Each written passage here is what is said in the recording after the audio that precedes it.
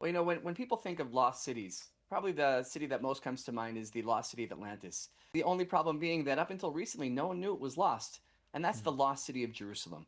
Because up until 150 years ago, when people thought, where's the original biblical city of Jerusalem, the city of King David, King Solomon, prophets like Isaiah and Jeremiah, there was one answer, and that answer was the old city of Jerusalem, surrounded by the iconic old city walls.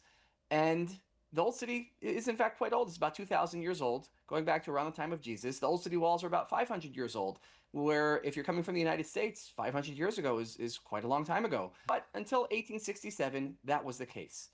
But in 1867, Queen Victoria of England, she wants to discover the treasures of the Bible, like the Ark of the Covenant.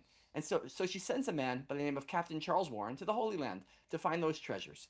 And if you're going to search one city in the Holy Land, you'll go to Jerusalem. And so he does.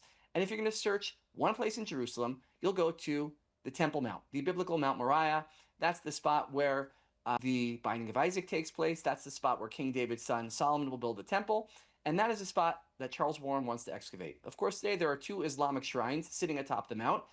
And the Muslims say to him at that time, it's during the Ottoman Empire period, they say, Charles, we're sure you're a great guy, but you are not going to dig up the Temple Mount. And to this day, due to religious sensitivities, political sensitivities, there's been virtually no archaeological activity on the Temple Mount. So now Charles Warren has a problem.